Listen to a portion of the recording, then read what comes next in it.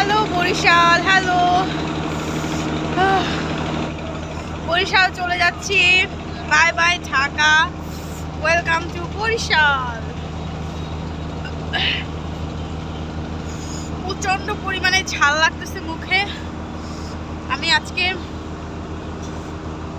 লঞ্চে আইসাই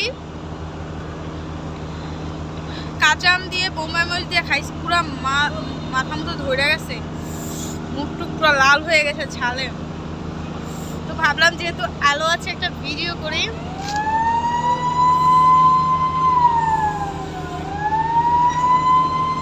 এইদিকে লঞ্চ,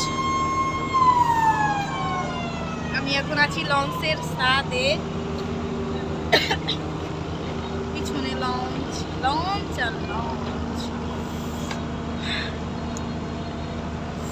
বরিশাল যাচ্ছি, আবার আসতে অনেক দেরি আছে। যদি আল্লাহ বাঁচিয়ে রাখে তাইলে আবার আসবো ঢাকায়। আর মরে গেলে তো গেলাম।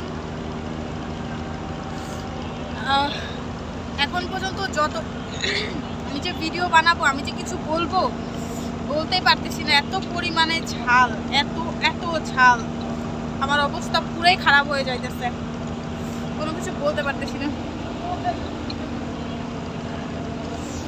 হচ্ছে সুন্দরবন 12 বরিশালের লঞ্চে উঠা লইব কে বিন্দু, বন্ধু আমার বুকে লইয়া দিব একটা গো।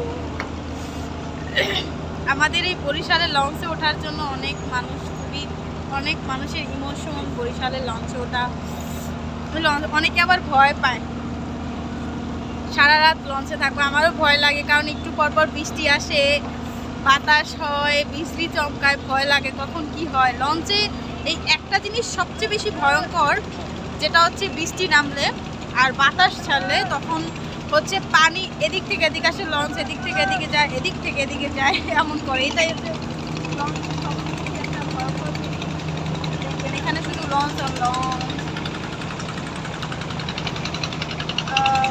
ট্রলার যাচ্ছে, শুধু লঞ্চ।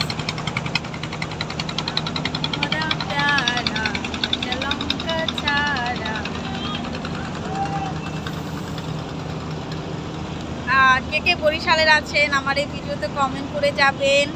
আর কার কার লঞ্চে উঠতে ইচ্ছা করে, কার কার লঞ্চে উঠতে ভালো লাগে তাও জানাবেন। কে কে এখন পর্যন্ত লঞ্চে উঠেন নাই, লঞ্চের ফিল কেমন তাও যাবে না। লঞ্চে হচ্ছে কেবিন আছে, কেবিনে ঘুমেও যাওয়া যায়, অনেকে দেখে বসে বসে যায়, খাবার দাবার সব কিছু।